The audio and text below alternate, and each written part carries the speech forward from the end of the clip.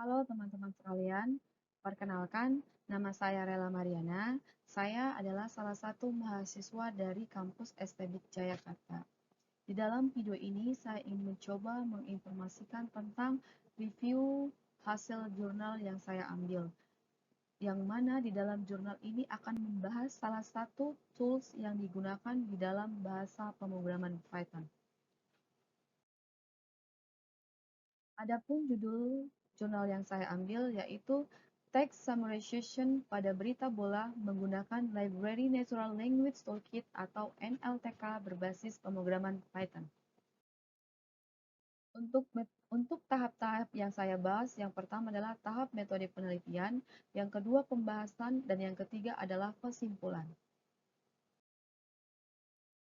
Sebelum saya akan membahas kepada metode penelitian, saya ingin menyampaikan apa sih yang dimaksud dengan Library Natural Language Toolkit atau NLTK. NLTK merupakan rangkaian perpustakaan dan program pengolahan bahasa simbolik dan statistik alami untuk bahasa Inggris yang ditulis dalam bahasa pemrograman Python. NLTK dimaksud untuk mendukung penelitian dan pengajaran di NLP yang termasuk ilmu linguistik empiris, ilmu kognitif, kecerdasan buatan, pencarian informasi, dan pembelajaran mesin. Pada penelitian ini, data yang digunakan adalah berita bola yang dapat diakses secara online. Alasannya, pertandingan bola pada zaman sekarang sangat diminati di berbagai kalangan. Untuk tahap pertama adalah pembahasan metode penelitian. Penelitian ini menggunakan library NLTK, yang merupakan paket program open source modul, tutorial, dan set masalah, menyediakan komputasi siap pakai khusus bahasa linguistik. NLTK mencakup pemrosesan bahasa alami, simbolik, dan statistik yang dihubungkan dan berorientasi kepada Copra. Natural Language Processing menggunakan beberapa teknik untuk automated generation, memanipulasi, dan menganalisis bahasa manusia atau natural language. Kemudian, di dalam penelitian ini juga terdapat text summarization yang menggabungkan dua metode, yaitu metode graph dan N-colony optimization yang dikombinasikan dengan penggunaan 4 fitur kalimat. Pengujian ini dilakukan untuk mendapatkan quotient similarity antara ringkas sistem dengan ringkasan manual para ahli. Dari ahli, penelitian ini mengembangkan metode ATS berbasis graph atau Graph Based Summarization Algorithm untuk dokumen bahasa Indonesia yang menggunakan algoritma genetika sebagai penyeleksi kalimat yang tidak sesuai dengan ide pokok dari teks. Tahapan yang digunakan ketika melakukan peringkasan teks pada berita bola yang menggunakan library NLTK adalah sebagai berikut. Pertama, mencari data. Kedua, konfigurasi library NLTK pada Python. Yang ketiga, cara menggunakan library NLTK untuk peringkasan teks. Kemudian masuk kepada tahap pembahasan. Di tahap pembahasan penggunaan LTK ini akan diberikan 4 langkah. Yang pertama, hapus stop word-nya untuk analisis, buat tabel frekuensi kata. Ketiga, menetapkan skor untuk setiap kalimat. Yang keempat, membuat ringkasan berdasarkan skor tertinggi setiap kalimat. Di dalam bagian pembahasan ini ada 8 tahap yang akan dibahaskan pada ketika menggunakan library NLTK. Dan setiap tahap tersebut sudah terdapat kode pemrograman Python yang berguna dalam peringkasan sebuah informasi. Sehingga penggunaan tahap-tahap tersebut dapat digunakan peneliti untuk mendapatkan keinginan yang dia inginkan dalam sebuah jurnal tersebut. Adapun tahap-tahapan yang ada pada jurnal itu, yang pertama adalah import library stop word. Library stop word dari nltk.corpus, yang mana corpus berarti kumpulan data, bisa berupa kumpulan data tertentu. Di dalam import library stop word ini berfungsi untuk mengakses daftar stop word, yaitu kata-kata umum yang sering diabaikan dalam pemrosesan teks.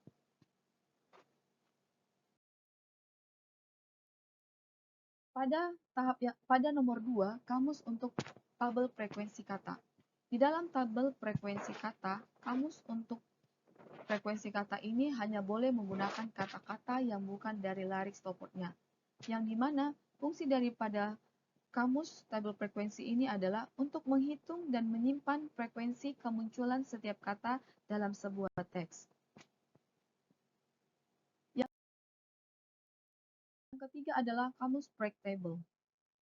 Karena peneliti sudah memiliki tokenizer kalimat, jadi peneliti hanya perlu menjalankan metode set tokenize untuk membuat lari kalimat. Di dalam kamus break table ini berfungsi untuk menyimpan dan mengelola tabel frekuensi kata, di mana setiap kata dalam teks tersebut menjadi kunci dan frekuensi kemunculannya menjadi sebuah nilai. Yang keempat adalah skor kata. Di dalam skor kata ini tergantung banyak kata yang sama, yang mana fungsi daripada skor kata ini adalah untuk menghitung skor kata berdasarkan frekuensi kemunculan kata dalam sebuah teks. Yang kelima adalah proses penyeimbangan skor.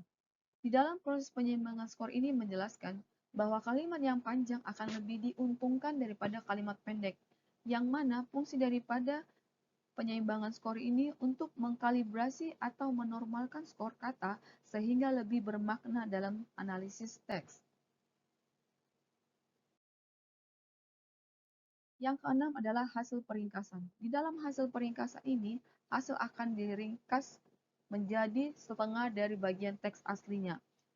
Dan di mana fungsi daripada hasil peringkasan ini adalah untuk menghasilkan versi ringkas atau mengkajikan inti informasi dari sebuah teks dengan cara yang lebih ringkas dan efisien. Ketujuh adalah steamer. Steamer untuk membawa kata ke kata dasar. Stemming atau steamer adalah bagian dari pengolahan dari analisis sentimen yang mendeteksi dan menghilangkan kata imbuhan. Sebagai fungsi daripada steamer ini, mengurangi kata-kata ke bentuk dasar, membantu dalam menormalkan teks. Yang kedelapan adalah scoring hasil stemming. Di dalam scoring hasil stemming ini, melalui proses stemming akan ditambahkan ke break table, yang kemudian akan dihitung nilai skornya, yang mana memiliki skor tertinggi akan diambil untuk hasil ringkasan sebanyak setengah dari seluruh isi teks berita tersebut. Adapun fungsinya sebagai membantu dalam menormalisasi teks dan memberikan bobot yang lebih adil dan bermakna pada kata-kata di dalam teks. Demikian setiap fungsi yang ada pada jurnal ini, yang mana setiap program atau bahasa pemrograman yang digunakan di dalam jurnal ini memiliki fungsi masing-masing guna untuk meringkas sebuah informasi yang tadinya panjang ataupun bisa diringkas menjadi pendek. Itulah yang digunakan di dalam jurnal ini ketika menggunakan library NLTK. Kesimpulan yang bisa saya ambil dari jurnal ini adalah berdasarkan penelitian dengan menggunakan library NLTK untuk meringkas berita bola, diperoleh hasil bahwa dengan library NLTK dapat mempermudah pembaca dalam menemukan informasi yang paling penting. Dalam sebuah berita bola di bawah ini, seperti yang terlihat pada gambar setelah ini, ada 15 kalimat pada teks asli. Setelah dilakukan peringkasan dengan menggunakan library NLTK, maka berita tersebut diringkas menjadi 6 kalimat. Untuk sebagai contohnya adalah sebagai berikut. Dari yang 15 kalimat, terdapat informasi yang diringkas menjadi 6 kalimat. Seperti pada gambar di slide ini.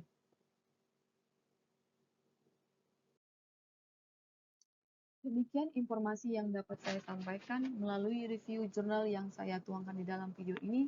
Semoga informasi yang saya tuangkan bisa menambah ilmu wawasan teman-teman sekalian. Sebagai informasi tambahan, untuk informasi jurnal di dalam jurnal ini yaitu penulis Enardo Jovan Duvano dan kawan-kawan, program studi ilmu komputer Universitas Nahdlatul Ulama Blitar Indonesia yang diterbitkan 30 April 2020. Atas waktu dan kesempatan yang sudah diberikan, saya ucapkan terima kasih banyak.